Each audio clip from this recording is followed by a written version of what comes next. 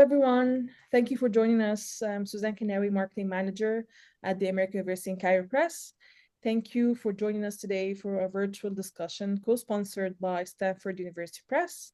Our event will end today at 8 p.m. Cairo time, so it's exactly 1 hour, and we'll have room for Q&A at the end. So if you have any questions, please type them in the Q&A box at the bottom of your Zoom screens, or if you're joining from Facebook, type them in the comments and we're going to ask them on your behalf. Today, we're celebrating the most recent of Abdel Kouddous, Ihsan Abdel Kouddous novels to be translated into English by Jonathan Smolin, Nose and Three Eyes. It's a classic of love, desire, and family breakdown, smashed through taboos. It's a novel that was both deeply controversial and widely popular at the same time when it was first published in Arabic in the 1960s. We're also going to explore today Jonathan Smolin's latest book, The Politics of Melodrama. Yes, thank you, Jonathan. The Cultural and Political Lives of Ihsan Abdel Kouddous and Gamal Abdel Nasser, published by Stanford University Press. It's the first book to take on this giant of Arabic fiction and consider both his outsized cultural influence and consequential position in Egyptian politics. Both books, and also I Do Not Sleep, another novel translated by Jonathan. Yes, thank you. Here it is. Are available for sale worldwide in major bookstores and online book retailers. I'll be sharing purchasing links in the chat box and the comment section. We're delighted to have with us today Jonathan Smolin, who is the Jane and Raphael Bernstein Professor in Asian Studies at Dartmouth College in the US. He's also the translator of several works of Arabic fiction, including, as I mentioned before, Abdel Kouddous' novels, I Do Not Sleep and A Nose and Three Eyes. We're also joined by Sharif Abdel Kouddous, the grandson of Ihsan Abdel Kouddous. He has been working as a journalist for over 20 years and is currently a reporter and Middle East and North Africa editor at Grubsite News. He received a George Polk Award for his investigation into the killing of Palestinian journalist Shireen Abu Aqilah, an Emmy Award for his coverage of the Trump administration's Muslim travel ban, and an Izzy Award for his coverage of the 2011 Egyptian Revolution. And our discussion today is moderated by Gretchen McCullough, a fiction writer, translator, literary critic, and senior instructor at the American University in Cairo. Her stories, essays, and reviews have been appeared in numerous publications worldwide, including The Common, The Millions, and LA Review books. Her bilingual book of short stories in English and Arabic, Three Stories from Cairo, translated with Mohammed Metwali, was published in July 2011 by Afaq Publishing House in Cairo. I would like to take this chance to thank all of our panelists for joining us today. And now I'm going to leave the floor to Gretchen. Over to you. Thank you. Thanks for that nice introduction. I think we'll start with a question for Jonathan. And I was rereading I Do Not Sleep the other day, and I was particularly interested in the introduction where you talk about Abdel Kouddous, how he was marginalized on the literary scene, and how he hasn't been translated before. I wonder if you could comment on some of your ideas in the introduction. Absolutely. So thank you, everyone. Thank you so much for coming. Thank you, Suzanne, AUC, and Stanford for organizing this. Sharif and Gretchen, it's really wonderful to have the chance to talk with you all today. Thank you so much. I was, amazed that nothing of Ihsan Abdel Kouddous had been translated into English. I mean, I was absolutely stunned. He was so popular. He was so widely read. There was no one who sold books, books and magazines where his fiction was originally serialized like him. And so thinking about, how do you reconcile the fact that literary scholars didn't take him seriously and didn't recommend that he be translated with the fact that he's really the most popular, prolific writer of the 20th century in Arabic in the Middle East and North Africa. And so how to reconcile these two things? And there are a lot of reasons for this. One of them is that he was very daring. He was very sexually explicit at a time in which it was pretty shocking. He wrote about, he typically wrote first-person narrations by women who were discovering their sexuality, discovering social and sexual taboos. And this made him someone that was kind of racy and exciting for readers, but also perhaps someone who was not taken so, perhaps a little bit too racy for literary scholars. But also, I think something that is forgotten about him is that he wrote in magazines. He serialized all of his fiction on a week in, week out basis, in really the most popular political cultural magazine in Egypt in the 1940s, 50s, 60s. And he wanted to be read. He wanted to be understood by the wide public. And so he wrote in a style that was crisp, clear, with a simple vocabulary, a simple sentence structure that could be read by anybody, with a basic education. And, this was something that made him beloved by the public, but it was also something that literary scholars kind of assumed, that he wasn't sophisticated. And so I think that, those are kind of two crucial reasons, in addition to the fact that he was Egypt's, probably, or one of, if not, the most popular and important journalist. And so for, kind of high literature who kind of thought of themselves as distinct from journalism, he was perhaps straddling both of those worlds. But the fact that for him, fiction was meant to be read by the widest audience, by men and women, young and old, that had a kind of cinematic, crisp, wonderful style, was something that was, appealing to the broader public, but not to literary scholars, critics, or other writers. So you think he was marginalized because he was accessible? That's sort of bizarre. I mean, the whole idea of accessibility, but just because somebody's accessible doesn't mean they're not good. I wondered, I'm going to have a question for Sharif now. Sharif, would you talk a little bit more about your grandfather and your remembrances of him? You were only 11 when he died, but what sort of stories could you tell our audience that might be interesting? Yeah, he died January 11th, 1990. So just 10 days ago marked the 35th anniversary of his death. And actually, when I was in Egypt at the time, and the state newspaper, Al-Ahram, the biggest newspaper, had a feature about him on the paper to mark the 35th anniversary. My memories of him are quite fragmented because I was only 11, but they are indelible. I remember his presence in the house where he lived, where my uncle still lives, and that every room of the house, there was his chair. There was the spot where he would sit, and no one was allowed to sit there. I remember when he would go into his study, which is still as it was. His same desk is still there. The ink blotter is still there. There's a giant painting of a man being crucified behind his desk that is quite striking. But when he would go in there and shut the door, we would have to, as children, be quiet. Otherwise, we would get into trouble. I remember going to our family plot in Mansouriyah near the pyramids and sitting in the garden with him. I remember his ubiquitous cigar. He had an amazing smile and laugh that was quite infectious that I remember.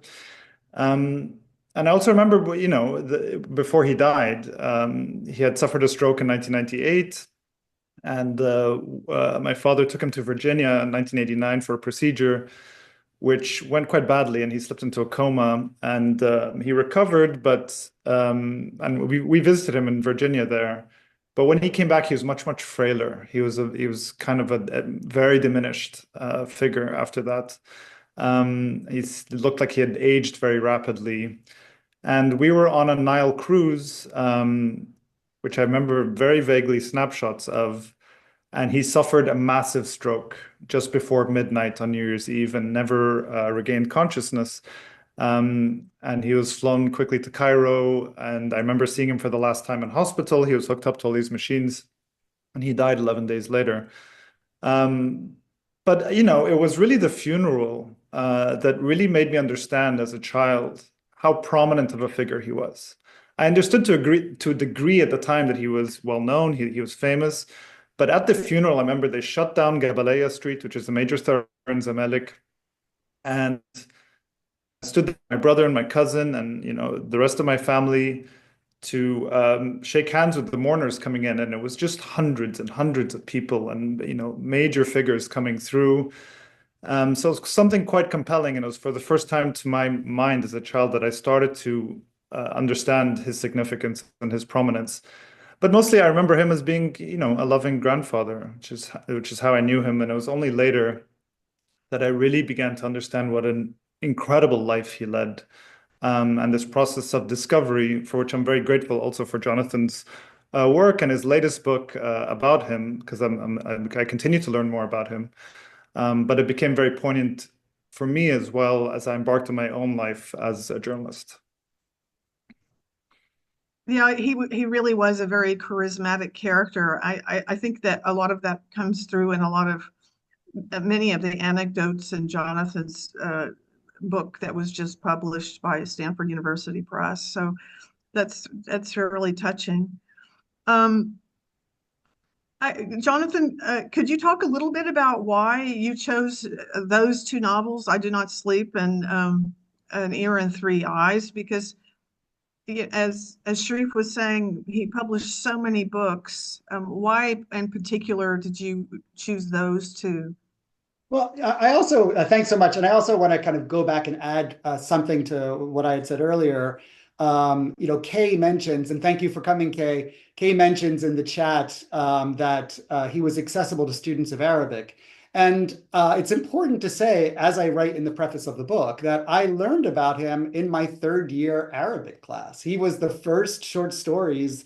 His stories were the first short stories that I read in Arabic. Reading him was the way that I learned to read Arabic, as well as other generations of students, because not only is his language so crisp and kind of cinematic, but you want to get to the end of the story to find out what happens, right? It's so melodramatic and so juicy that you're dying to know. And so the combination of those two, I think, makes them so readable, both for obviously people in the Arab world, but also even learners of Arabic.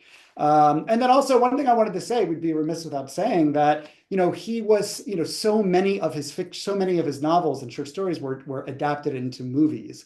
Almost 50 movies, the classics of Egyptian cinema, were adapted from his fiction.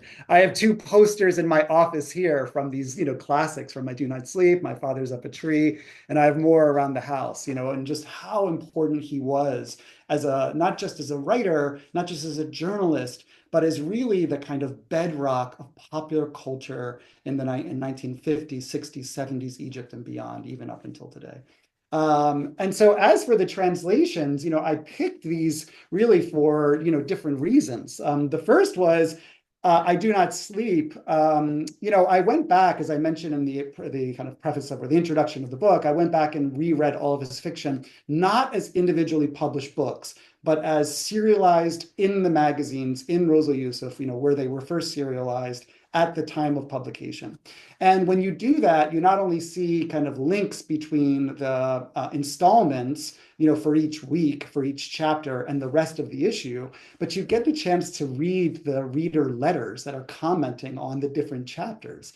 And there really was a difference, a break in his fiction and his style between I Do Not Sleep, which was begun in 1955, and what was before. What was before was important. It was really great reading. It was really interesting, but nothing mesmerized the public like I Do Not Sleep. It was so fantastic. There were just avalanche of reader letters. And it was the first work that I think he really found his maturity, in the aftermath of his jailing, in the aftermath of kind of navigating, Nasser's Egypt. And it just told a fantastic, exciting story that was, on the one hand, anchored in 1950s Egypt, but on the other, very much part of the larger argument of the book, that came out on Stanford University Press, The Politics of Melodrama, about this really complicated, nuanced relationship that he had with the revolution and, Gamal Abdel Nasser in particular.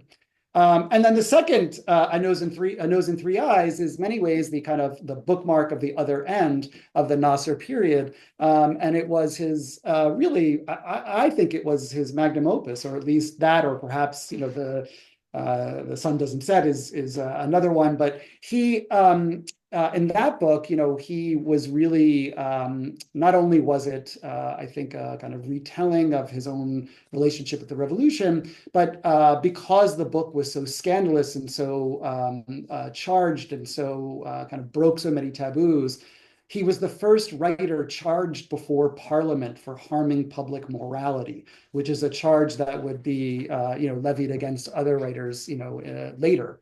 And I think that was a really important, period, and an important text for English readers to know, and also to be able to get more attention on, because of the time period, the fantastic plot, but also the political implications of the time. It's interesting because the movie ends with a very moralistic. It has the first character in a bar, and Yes. and sort of the message is that the woman who is the woman gets punished, and that's not the way the novel ends at all. I mean, so there's an interesting disparity between, I mean, the Rehab at the end of the novel finds herself a professional woman, and she grows and she develops. So the message seems completely different. But I wanted to also talk a little bit more. I think it's so fascinating that this tradition of journalists, kind of making the transition from journalism to writing novels. And it's unfortunate, but in the United States, everything becomes so specialized that some people don't make that, or that tradition hasn't been honored in the same way.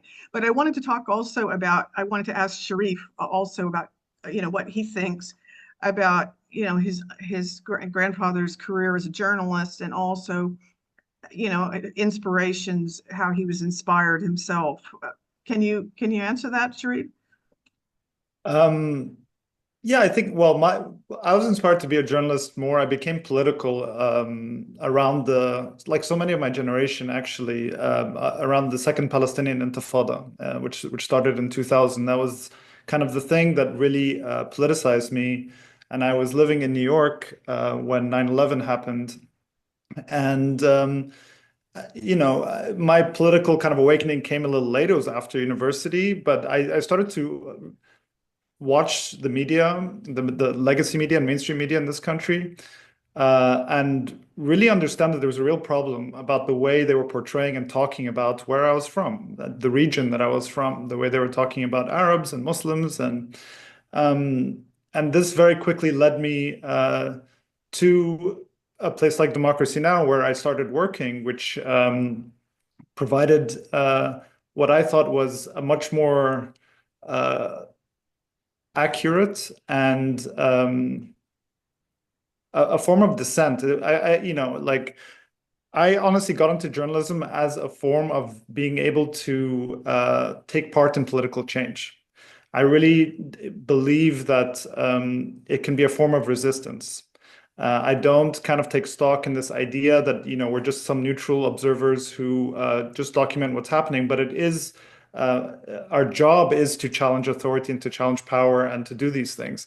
And so and I kind of learned all of that through Democracy Now! And other places, but it was really then going back and then really understanding my grandfather's role in journalism and how he saw journalism. Very much I was really amazed that very much in that same vein. He was using his writing as a journalist to very explicitly provoke revolution, calling on people to the extent that the free officers were hiding guns and ammunition in the offices of al-Yusuf. So this is really taking what you think of journalism, and also hiding someone like Hussein Tawfiq, who just assassinated the pro-British finance minister Amin Osman in his house, taking part in the movement in that way. So that was very inspirational to me, and I continue to discover these things about my grandfather, and also his very complicated relationship with his mother, al-Yusuf, who was also a pioneering publisher and journalist herself. The way they thought about power, the way they thought about journalism's role in a society, I continue to take inspiration from. And it's something that I very, very deeply believe in and feel is my role as a journalist also. That's really interesting. I also didn't I didn't know a lot of. I mean, I read Ihsan Abdel Kouddous also in Arabic class, and that's how I started getting interested in writing about him. And then before Jonathan published, the AUC published the translations, I couldn't find any translations, and I said to my husband, I can't believe it. It's unbelievable. There are no translations, so I can't write an article about him because nobody's going to read my article because they won't be able to read it in English. So that's another great thing. But what I wanted to ask Jonathan, can you talk a little bit about your book, your new book, and talk about some of the things that Sharif mentioned in terms of your own idea for the book, the book that was just translated by Stanford University, and how Kouddous was really involved with, as Sharif was saying, was involved, very involved politically.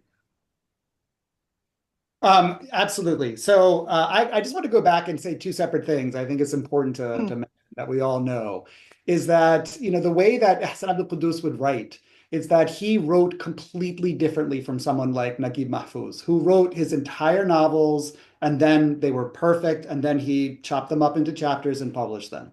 Ihsan went into the office on Friday night, typically would go into the office on Friday night after all the work had been done on that week's issue of al-Yusuf, and he wrote the installment of fiction on the spot in 3-4 hours. Then he would give the magazine to the printer on Saturday morning. The end.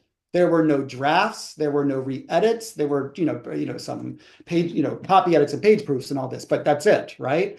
And so he was someone who was writing on the spot. And so I kind of remind my students of this about deadlines, right? Just get it done. If someone can write for decades, hours before the deadline and just, produce such incredible fiction, you can do this too, right?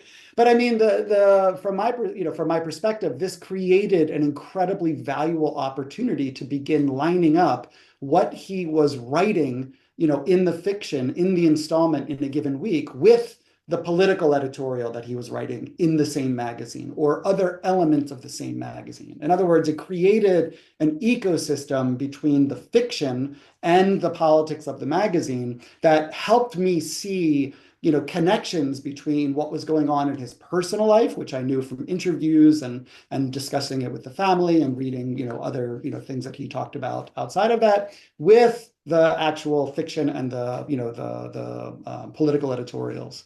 Another thing I just want to say too, to make sure that we're on the same page, is that I was delighted to hear what you said about the film adaptation of A Nose and Three Eyes, because except with one exception, all of the adaptations, the endings are changed.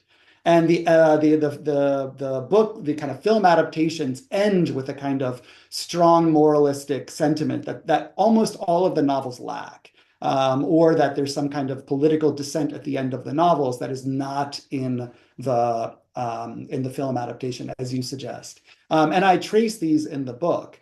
And so he was, of course, immensely proud of the cinema and the adaptations, but he had a very ambivalent relationship with these that he wrote about occasionally in al-Yusuf, about how he just gave away all rights to the story once he signed off on the adaptation, and that it was a source of pride, but also ambivalence. Going back to what Sharif said, though, this was something that was striking for me, was going back and really seeing his, reading his political editorials, from the late 30s on, and seeing his commitment to revolution.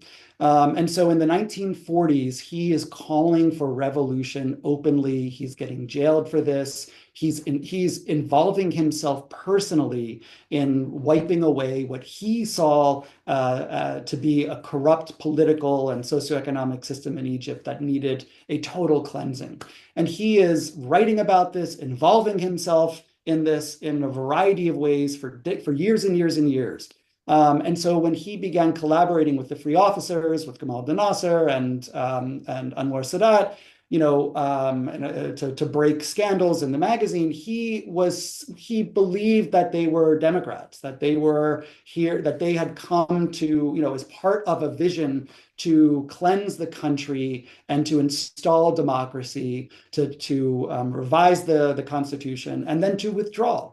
And so he had a very close personal relationship with, Sadat and Nasser and other free officers leading up to the day, to July 1952. And then in the weeks and months afterwards, he wrote about the way that people saw him as a civilian member of the free officers, that he was someone that had an enormous, kind of influence on them, that he was meeting with them daily, and that, he believed that this kind of revolution had come, for the purpose of democracy, for the betterment of the country.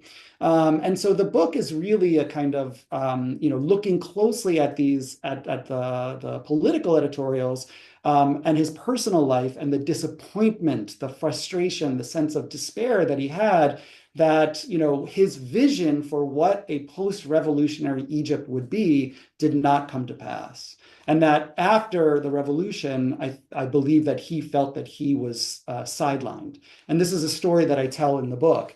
And that because of restriction of freedom of expression, he wasn't able to write about this directly in political editorials anymore.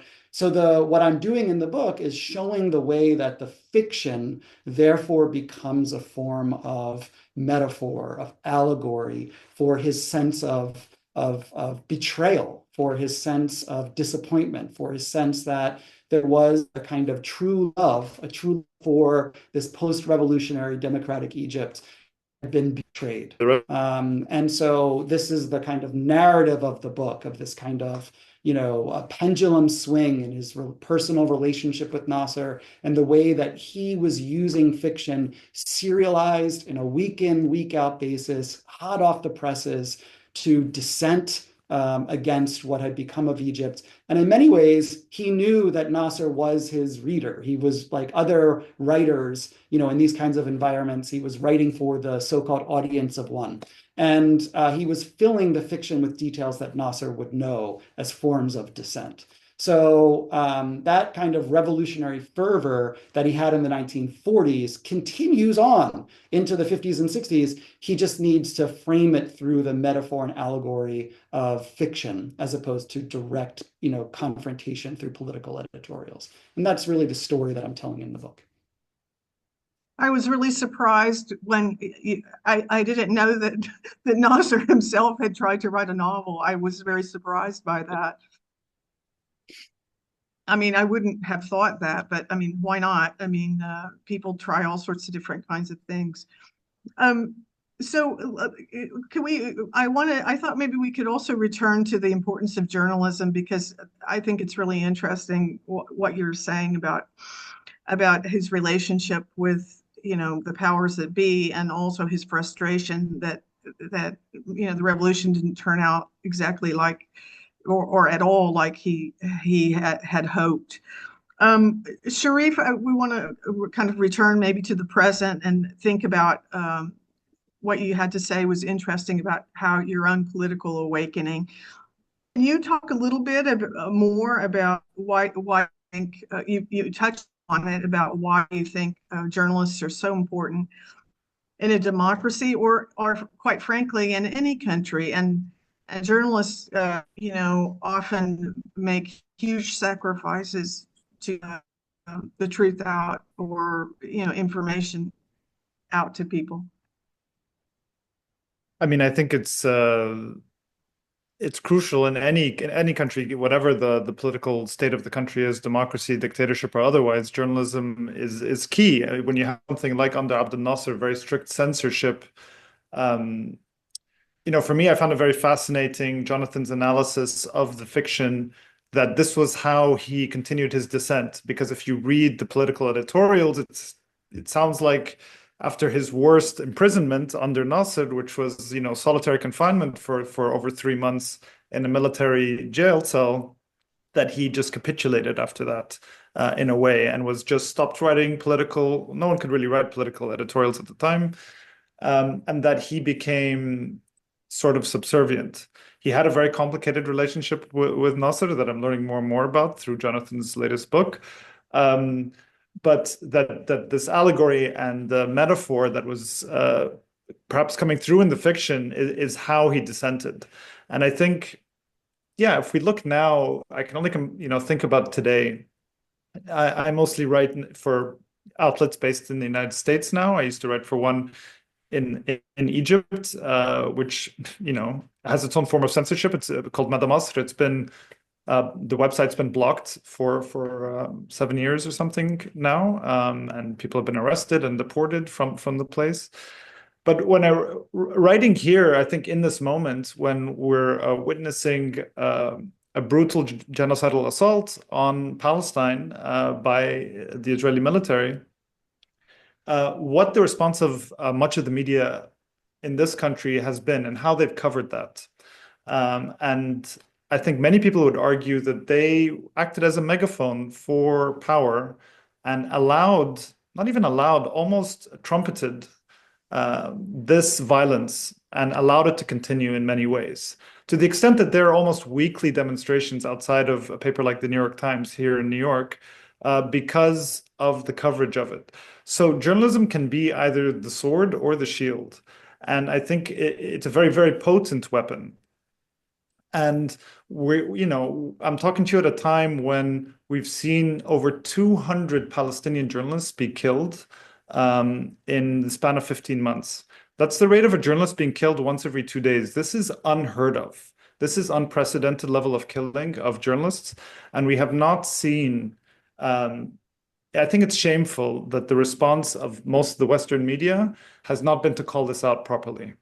Has not been to stand up for these journalists in Palestine who are being killed. And those who survive are losing everything. They've lost their homes, they've lost their families, they're hungry.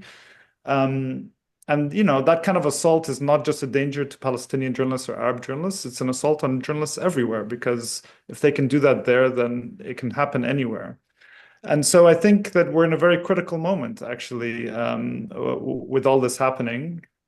And yeah, I think you see some of the most critical things happening. I've seen some of the bravest journalism come out of Palestine at the moment, and some of them I would call the most cowardly journalism coming out from this country covering Palestine. So it's a very mixed bag, and the dangers and strengths that journalism can provide. Yeah, I agree with you. It's just incredible when you see people really are risking their lives to tell the story, and then the next day you learn that they were killed. It's really shocking, and or they've been targeted.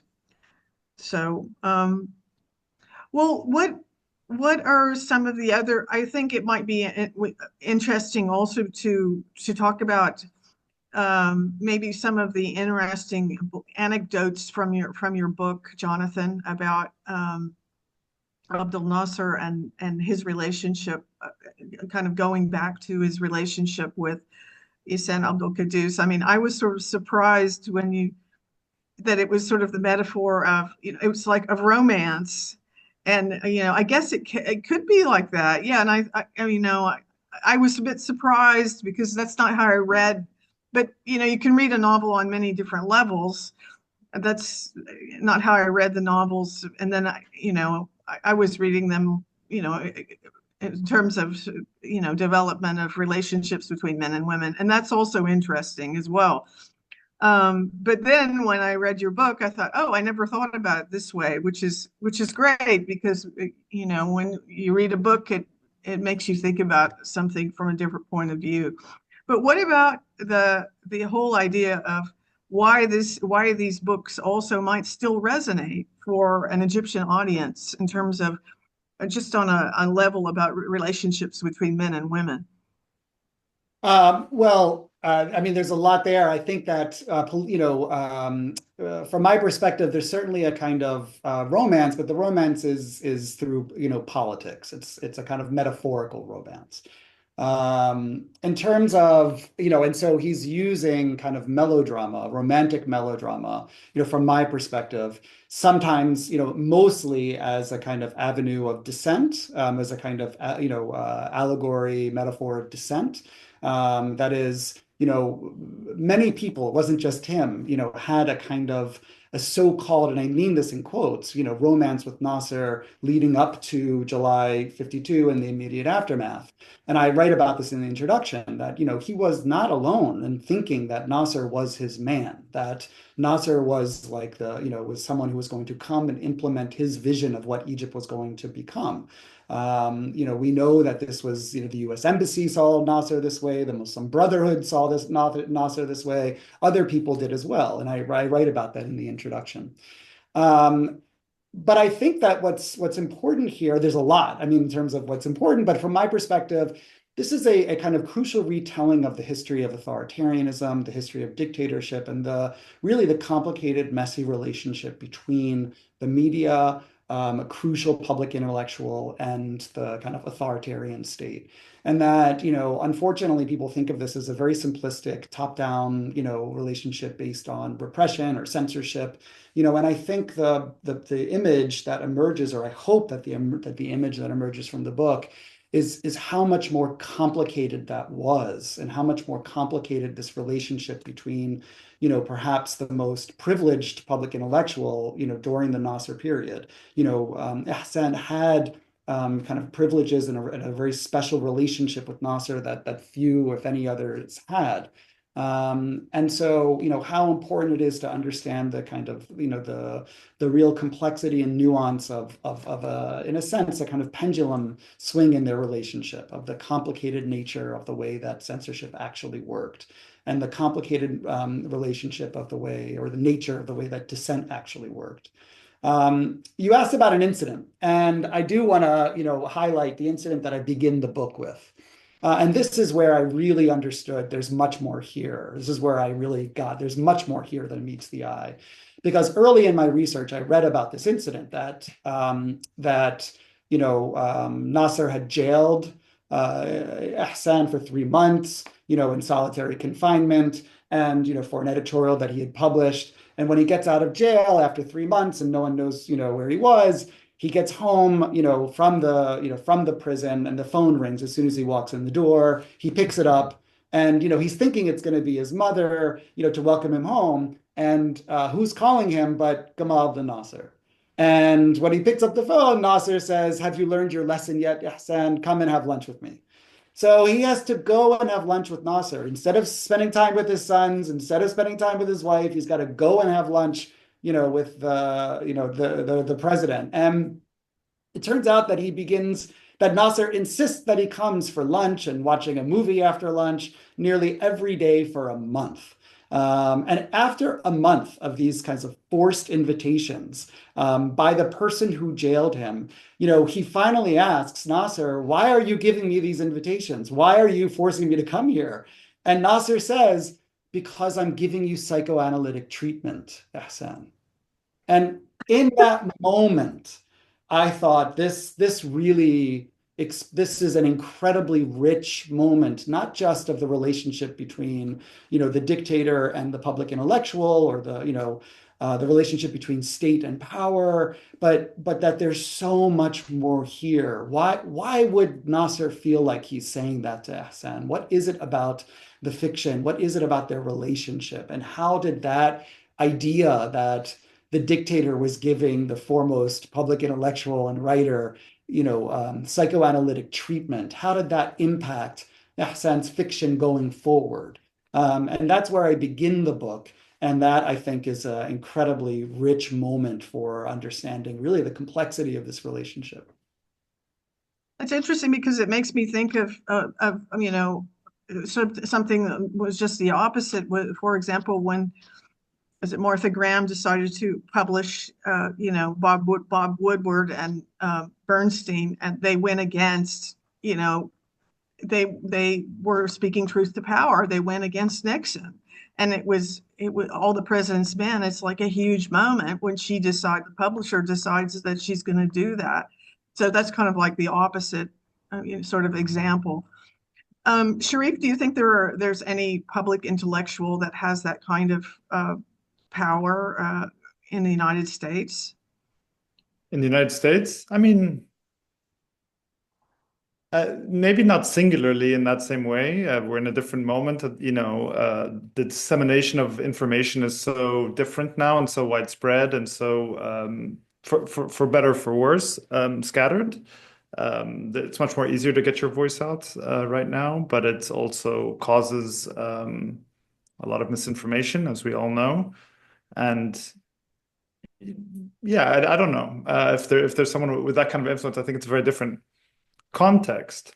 I mean, for me, yeah, like thinking about that relationship between my grandfather and Nasser,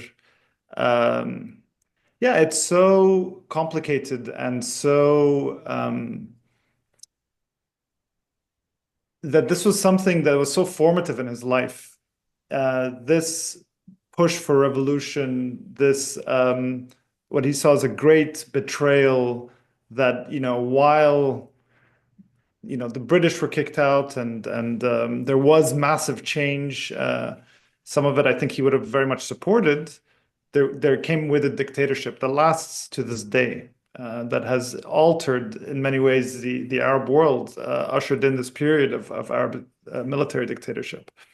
And that it wasn't something that he spoke about openly very much, except much later in life. And even then, it seemed to be something that he would always couch in certain terms and certain ways.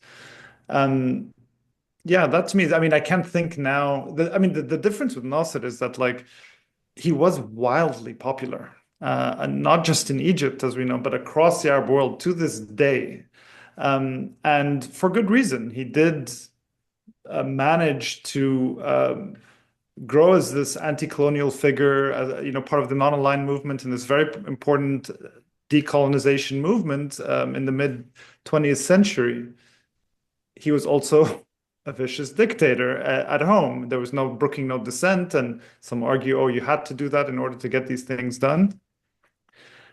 But I mean, there's no comparison to where we are today, where we have a very authoritarian government in Egypt.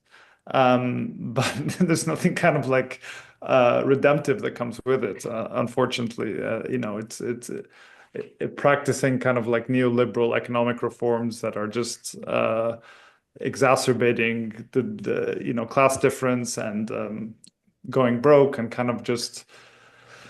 Yeah, it's a very, very different kind of thing, political context, and one that's hard to contend with, And I always wonder what he would have thought if he had lived. I mean, it's probably too late for him to have been alive, but if he had lived longer, to be alive during the revolution of Egypt in 2011, what he would have thought and what he would have thought about the military takeover after that. And yeah, it would have been so incredible to have his counsel at that time, actually. Yeah, it would have been interesting to know what he would have thought. Well, I'm sure there are many people who are dying. Oh, yeah. I just want to add one more thing, just to underscore what Sharif is saying about romance. And this was something that Ihsan is writing about or picking up on in his fiction. The public had a widespread love and romance with Nasser. If you go back to magazines and popular culture in the 50s and 60s, there are endless images of people touching him and kissing him and, tears running down their eyes. And we have articles that, when Ihsan accompanied Nasser to Syria, for example, for the Union, how shocked he was to see Nasser, greeted as just this object of adoration and love, like a messiah figure, in tears. And that is something, again, this kind of idea of the public's romance is very much something he's teasing with in the fiction, I argue in my book. Yeah, that's really interesting. I think there must be a lot of people who are dying to ask questions. Suzanne? Yes, we've received a couple of questions in the Q&A and some commentary in the chat box. I'm going to start with Hussam Ahmed, a historian working at Carleton University in Canada. He's thanking us so much for the wonderful talk, and that he has a question for Jonathan, perhaps to Sharif. regarding Abdel Kouddous' marginalization. I was wondering if there is any reason to think that his mother, due to her non-Egyptian origins, her politics and fame, may have had a negative impact on his visibility under Nasser. There was some tension and a pushback against the strong presence of his shawam in journalism and the publishing industry, and I was wondering if that may have impacted Ihsan's career at some point. I mean, I think Jonathan's better placed to answer that than me, to be honest. Well, there's so much I wish we knew, and I think as Sharif is alluding to, was alluding to earlier, there's so much that I wish we had in writing about his relationship with his mother. It was so complex and so interesting, and an amazing book could be written about, really needs to be written about her. But we don't have, and Cairo at Midnight, if by Raf Cormac is absolutely amazing, where we have some coverage of it, but it'd be, I think she needs an entire book, to kind of really dig into not just her experience in theater and the stage, but also with al-Yusuf and the 30s and the 40s. I think their relationship, though, the relationship was incredibly complex in ways that I allude to in the book. But in particular, I think he saw her as symbolic of the liberal era, that in one way, he was really trying to wipe away, that he saw the 30s, the 40s as a period of corruption. And even though he loved his mother and, cherished her, I think he saw her as symbolic of a political class that he wanted to end. And so that pointed to a very tense relationship between them at work, that he, in the magazine's, editorial office, that he writes about explicitly at times, that she would hit him and yell at him and, really be quite harsh on him because of this. And that she had tremendous misgivings about his ongoing collaboration with the Free Officers before July 52, that she thought that he was naive and ridiculed him for this. This is a history that I go into in the book. And so there are just moments that I wish we had more. We can only work with what we have in writing. And what we have in writing is very suggestive and very, very interesting, and really points to that there's so much more here that we unfortunately haven't uncovered. And just very briefly, for those who don't know, Rosa al-Yusuf, or Fatma al-Yusuf, came as an orphan to Egypt. She was born just before the turn of the century in, I think, what is now northern Lebanon, what was then Greater Syria, and her mother died around childbirth, and her father kind of disappeared. Would travel a lot as a merchant trader, and one day didn't come back, and so she was brought by her neighbors, basically, who were emigrating to South America, as many from that region did at the time. And the ship stopped in Alexandria, and she was kind of handed off to a friend of theirs in Alexandria. And so you have this orphan coming, who then becomes one of the leading stage actresses of the time, who then becomes one of the most powerful publishers, feminist icons, political figures, and who also then their relationship, when you think about it, my great-grandfather and my great-grandmother divorced quite quickly. They're married only very briefly. And so Ihsan was raised by his paternal aunt in a very conservative household, and was told that aunt was his mother until he was, I think, 12 or 13 years old. Rosa al-Yusuf would see him every Friday, but they would say she's a friend of the family or she's a distant relative. It was only until he was, a teenager or a young boy that they told him that this is actually your mother. So this is, I can't imagine the psychological impact of something like that. And then, he ends up working for his mother and then becomes editor-in-chief. She's very harsh with him, humiliates him in certain ways. But they had this incredible also relationship as two journalists working together, and these very poignant moments. So it's really a fascinating family history. That's a great plot for a movie or a series. It's in the novel. He uses it in the novel. Okay. It's in A Nose and Three Eyes, and one of the characters is a girl who's being raised by her aunt, but she finds out that's not her mother.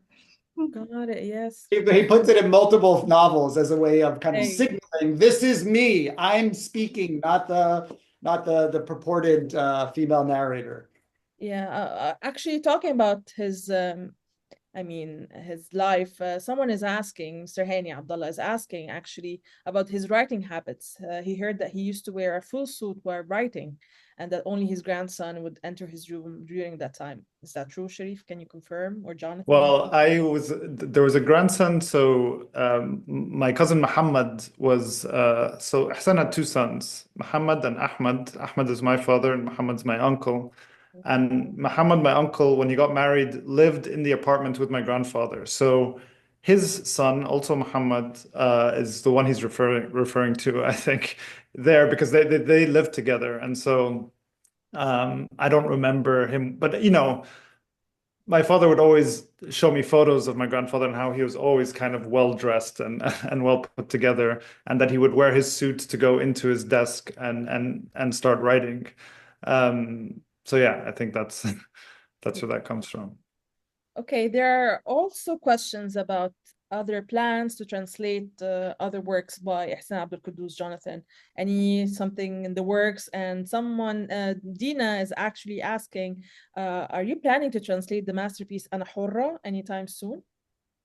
So there is so much to be translated here. I mean, I only translated two, and so I'm calling for all you wonderful translators out there to help chip in. There's so much here that needs to be translated. And so there are 15 more novels and many collections of short stories that really need to be available in English. Right now I'm working on a project actually from the 2011 revolution, a translation project, and we'll see when that's finished. I would love to do a collection of short stories because the stories are just magnificent and they cover different periods, and this is how I learned to read Arabic. And so, I would love to do a collection of short stories. And then there's so much more. So, we call to all the translators out there to get busy. Yes, please. And come our way, AUC Press and Hoopoe Fiction. And to Sharif, Dina is also thanking you so much for sharing your thoughts and memories about your grandfather. And she's asking, any chance there are unpublished manuscripts by Ihsan here and there, Oh, that's a good question. Not that I know of. My father is the family archivist and kind of maintains all of the original manuscripts that he wrote, and all the photos and all the letters. And I think there's a lot there, with especially the letters that we have. I don't know of an unpublished manuscript. Do you know of any, Jonathan? Because Jonathan, helped my father a lot in the research of his book also. And I want to thank your father. He was just so generous and so kind and so patient. And, the project could not have been done without him. So I just want to thank him, really. I think this was something that was really interesting to me, is that when I first contacted your father, I thought there was going to be a huge archive of drafts and extra things and revisions and chapters that didn't make it in.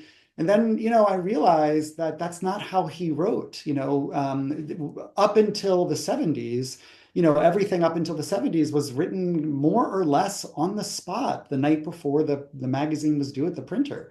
So that meant there weren't drafts, there weren't chapters that, different versions or anything like that. And then when he retired from Al-Ahram, he had more time to write. And so there may be some things, from the later periods. But up until the early 70s, there were no drafts, no extra things sitting around. It was part of the kind of ecosystem of the printing magazine publishing process. Yeah, I remember seeing an interview with him, I think from the 80s, where he says, once I write something, I never look at it again. And I just send it. And I just thought, oh my God, I sit and pull my hair out when I'm writing something and agonize, and then go back over it and edit and, say, why am I doing this to myself? And he somehow had this ability and confidence to just, his hand would work and he would just write and he'd send it off. And I found that incredible. Amazing. It is. We've received a question from Sarah Musa regarding the relationship with Nasser. I'm not sure which directed to this question. I mean, do you have an impression of whether Ihsan believed that Nasser genuinely wanted to convince him of his vision, or that he was being pragmatic by winning over a prominent intellect? I think maybe Jonathan, yeah. Sure. So, this is something that is, maybe hard to, or perhaps unexpected, but Ihsan saw it the other direction. He thought Nasser was doing what he wanted, that Nasser was implementing, that Nasser and the free officers were implementing his vision of what a revolution would be. And so if you read the first chapter of my book, I kind of show the arc of the 1940s and early 50s where Ihsan is looking for a revolution, and he is passionate and committed, and on both in using the magazine for this, but also in his personal life and inserting himself into events in order to spark a revolution. So for him, in 1952, Nasser is someone who's going to bring about his vision of a democratic Egypt that respects rule of law and human rights and freedom of speech. That's what he thinks Nasser is going to do. And Ihsan wasn't the only one who had this kind of projection or at least idea that Nasser was his tool, or the free officers were their was his tool.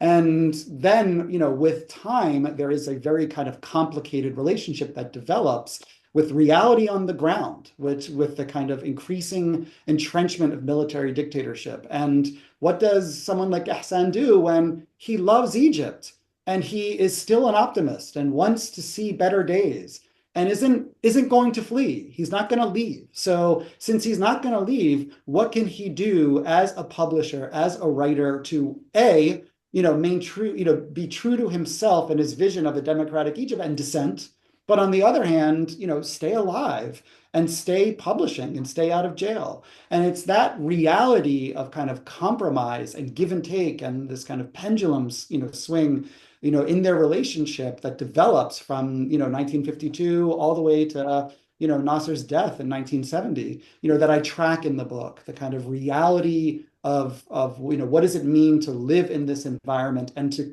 want to continue as a publisher, as a writer, as a public intellectual, but still maintain true, remain true to your principles and values and passions. I think that kind of answers the question also that we received about lessons that we can draw from Ihsan's experience as a journalist and an author to inform or give an advice to current journalists in this current regime and state we're living in.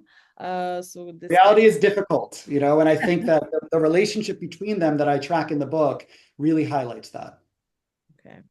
Well, I think that's it for questions and also our time, because Jonathan has some classes to teach. And thank you so much, everyone, for your time. Sharif, Jonathan, Gretchen, thank you so much for the effort and time you put into this conversation.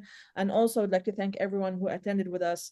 The recording of this discussion is going to be available right away on our Facebook page, AUC Press, and also momentarily on our YouTube channel, also AUC Press. And again, I would like to remind everyone that you can purchase your copy of A Nose and Three Eyes and I Do Not Sleep, both novels by Ihsan Abdel Kouddous, translated by Jonathan Smolin, and also The Politics of Melodrama, written by Jonathan Smolin, about Ihsan Abdel Kouddous and his relationship with Nasser. And you can find them worldwide in major bookstores and online book retailers. I've put some purchasing links, and you're also going to receive them over email. And yeah, that's it. I'd like to thank everyone for your time and hope I could see you in the future virtual talks. Any final words before we end? Thank you all. Thank you very much. Thank you so much. Thank you all. Take care.